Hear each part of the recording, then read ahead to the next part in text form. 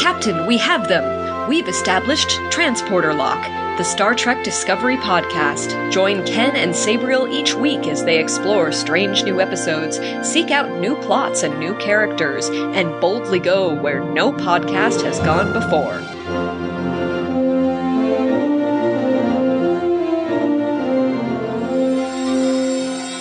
Hello and welcome to Transporter Lock episode number 44 for October 2019. I'm your co-host, Chief Engineer Ken Gagney. And I'm Captain Sabriel Maston. Welcome back. A lot has happened since we last recorded. I know, Captain. In our timeline, it's been only 5 minutes since the last episode. Yeah, there's like a delivery or something. That's like, wow. Yeah, some sort of a rift in the space-time continuum. I think other people have lived like hours since they heard our voices. It's ridiculous. I still don't understand how this works. It's like the twin paradox where one person goes off at the speed of light and when they come back, everybody's older. Oh, yeah. Yeah, our audience has gotten older since we last recorded. I don't understand how that happens. Magic. Best explanation. No. Not science. Magic. Occam's razor. It's the simplest solution. So it must be magic. Right. So today we're here to talk about the 6th ever short trek. It's the second one of this season of short treks. And this episode is called The Trouble with Edward. And so that name is very clearly a reference to the trouble with tribbles from TOS, perhaps even Trouble in Tribulations from DS9. So we have a sense roughly of what this episode might be about, but I'm going to hand it over to my captain, dear captain, for the TLDR. Oh, if you didn't get a sense just from the title alone, when the title card comes up on the screen, The Trouble with Edward, the letters all start multiplying and filling the screen. It was beautiful. However, this episode starts with Captain Pike sending his science officer, I think it was Lucero. She's going to get in her own ship. And he sends her off. She gets there. And we show them having a briefing. What they're doing is trying to figure out how to solve this famine a planet is having. And as they're going through the crew, one gentleman, Edward, gives his solution to the problem is to use tribbles as a food source by having them reproduce extremely quickly. That way, the planet will have food. These kind of shut down. The meeting is over. The next day, she calls him into her office, Captain Lucero, saying, someone anonymously says I am dumb and bad at my job and whatnot, and knowing it was him, and kind of dresses him down. And he's like, well, fine. He goes back to his lab. He sprinkles some stuff on a tribble, and it's not long before there's a breach in the lab after he's gone, and tribbles are multiplying like crazy. And they begin to fill up the ship, get in the works, get into everyone's roles. You see people like shooting tribbles. You see to try to kill them. You see people vacuuming them up, and before you know it, the tribbles have basically essentially taken over the entire ship. There is no space for anyone. They're evacuating the ship. And Edward is having his come up and saying, I have made the most important scientific discovery ever. And he's killed by a mountain of tribbles. At the end, after the rest of the crew escapes, we see a court-martial for Captain Lucero. After just 2 weeks, she's already lost a ship, lost a crew member, caused a planet to have to be evacuated because tribbles took over the planet that they were hovering over. Tribbles have made their way into Klingon territory, causing a diplomatic issue. And that's the end of the episode. Yeah, this was a ridiculous episode. This was one of the first comedic episodes of Star Trek that, I mean, certainly there have been funny moments, funny scenes throughout the entire history of Star Trek, going back to TOS. But this entire episode was a parody of itself, basically. Oh, for sure, yeah. So yeah, they were totally playing with the fact that they got Jon Benjamin, a gentleman who does the voice of Bob for Bob's Burgers, and Archer for the show Archer. He's a total comedian, and they played off him so well. They seemed like write this for him. With the goofiness, like at one point he's even walking around the halls in his underwear. It was totally made for his delivery of lines. Yeah, it really does reinforce the question that the captain asked, which was, how did you get this far in your career? Because he is such a goofball and so disrespectful of the chain of command and so inept at his job as a protein scientist. And, maybe he's not inept because he does succeed at what he was trying to do, which was to cause tribbles, which apparently did not used to breed this rapidly and be born pregnant until after he infused them with his own human DNA. He did succeed at that. there was some speculation, like they said on Enterprise, like they have, so Fox mentioned how they breed very quickly. People were suspecting that maybe he thought their quickness wasn't fast enough and increased the speed even more. Oh. That's just speculation. It fits him.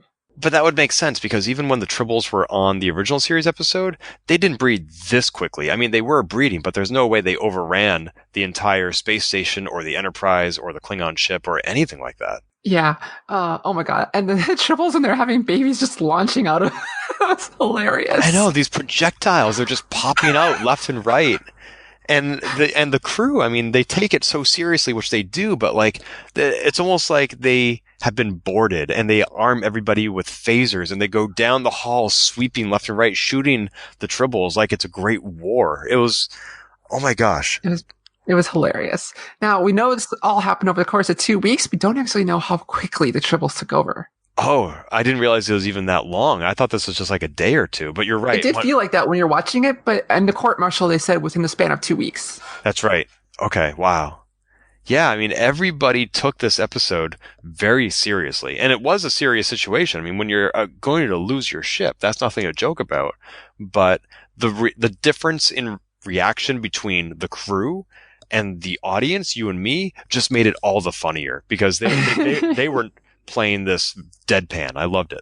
Absolutely. The show itself was having fun with it, but yeah, their characters like, oh god, we have this huge problem. Except for Edward, who's like, I think we could solve this. Everyone's overreacting. If we just all ate more tribbles, like we could solve this problem. No problem. Like comments like that. Yeah, because under the fur, they're all meat like scallops, and he may have tried one or two to experiment without apparently considering whether or not they were sentient. And also, at what point, it's clearly by TNG, does the Federation become vegetarian? I know Vulcans are, but I thought the whole Starfleet was as well. I've never heard of that.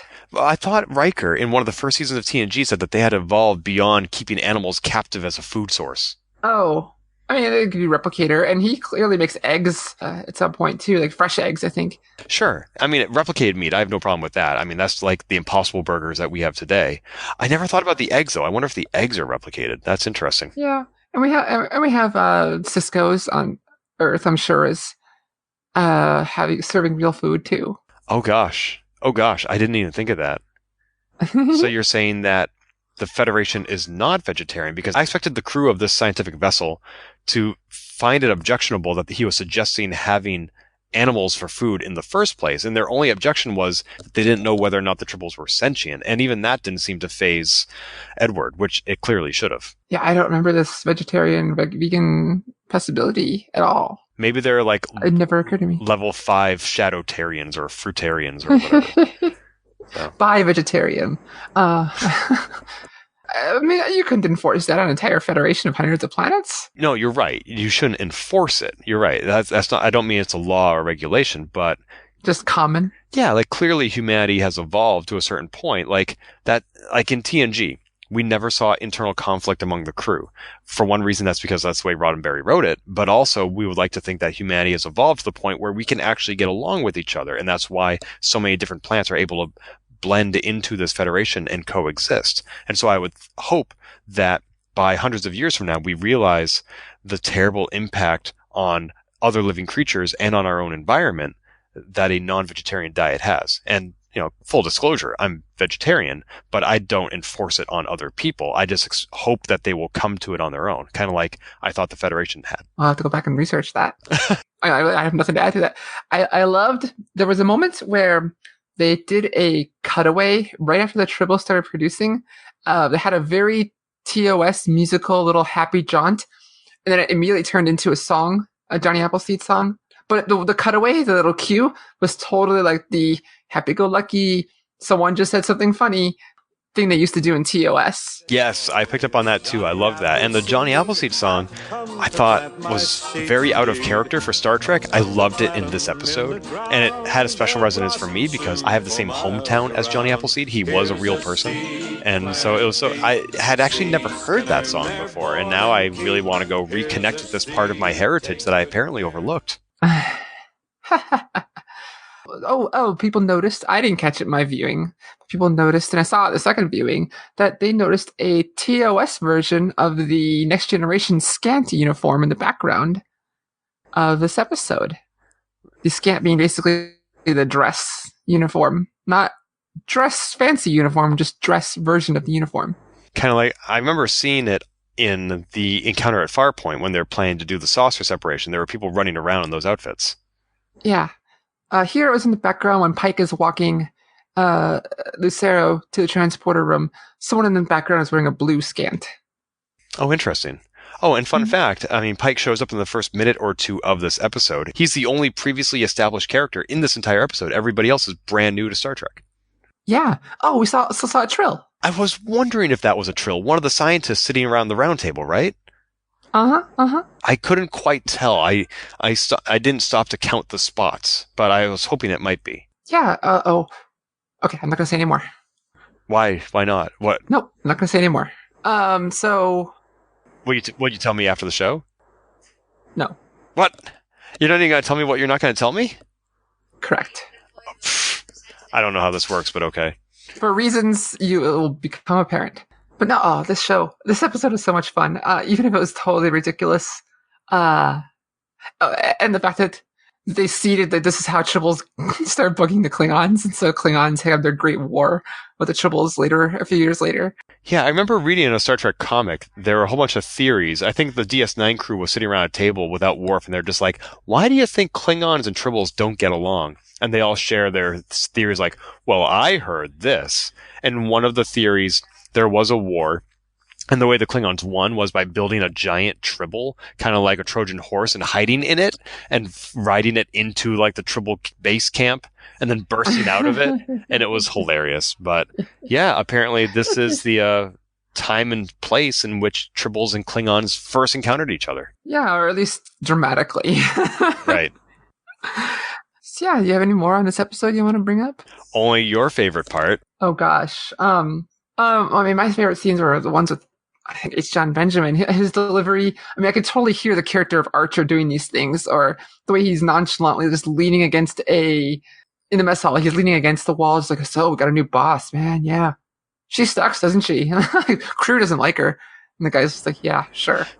Yeah, when he says barf, I was like, really? Who in that era, hundreds of years from now, talks like that? I almost felt like I was watching an episode of Orville when he was talking like that. It was a very modern day way of speaking.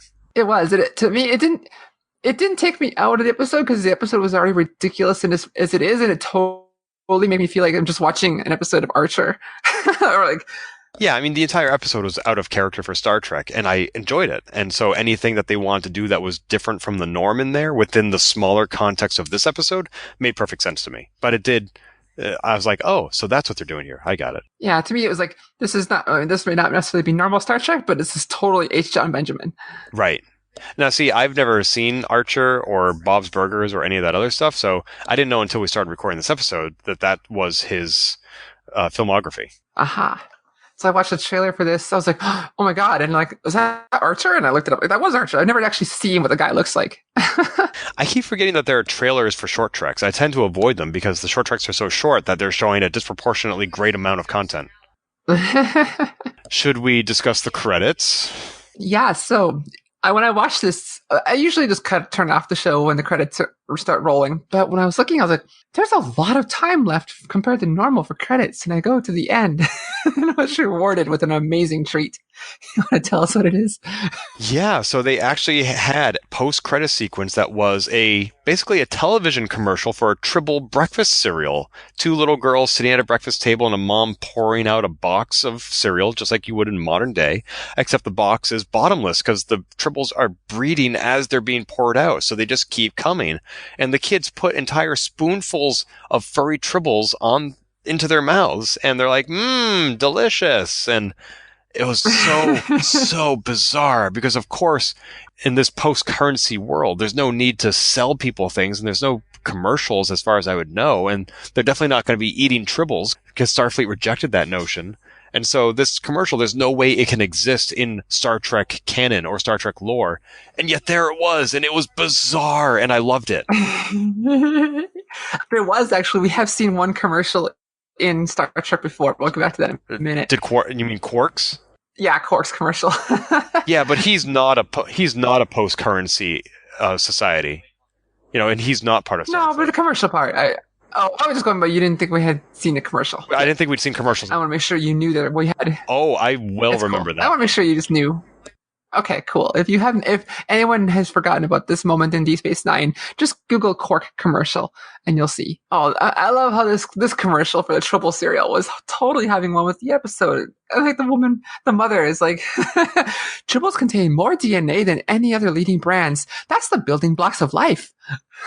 But that also means that we're eating Edward because it's his human DNA.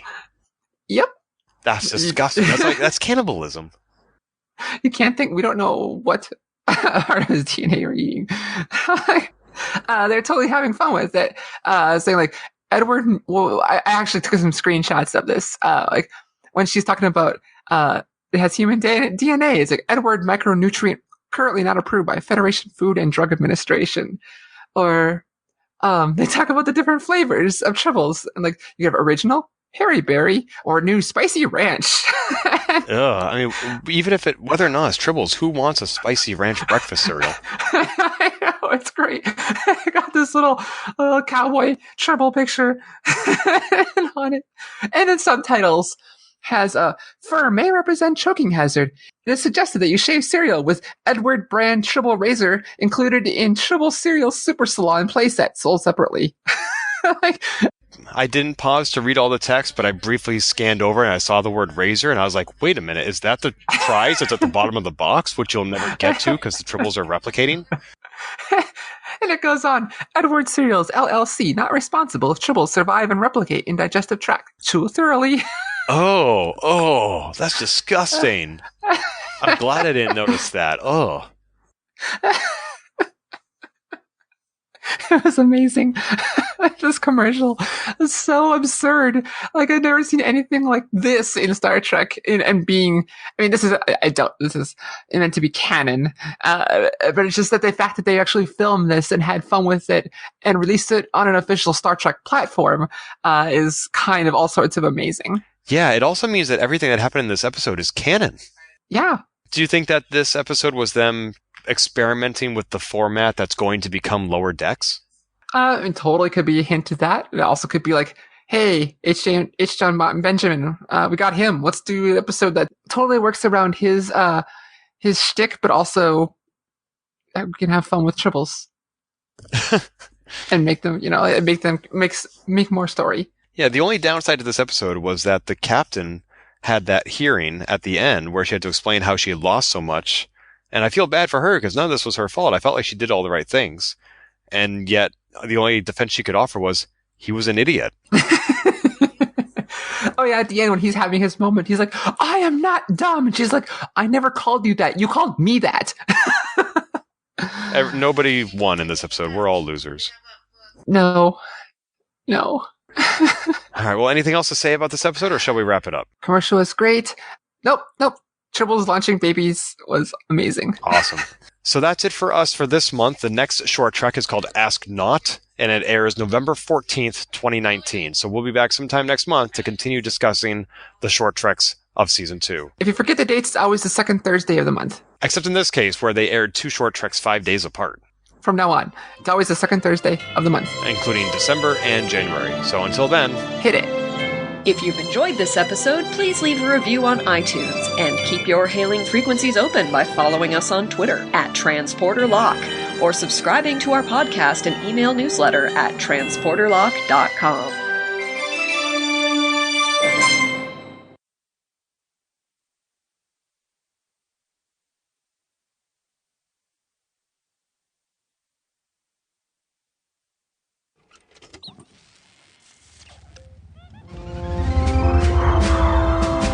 Oh no! Out of cereal? Through Tribbles, you'll never run out of cereal again.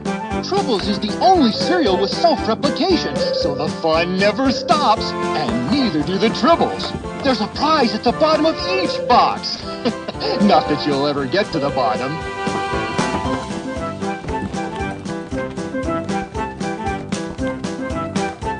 And only Tribbles has the taste kids love.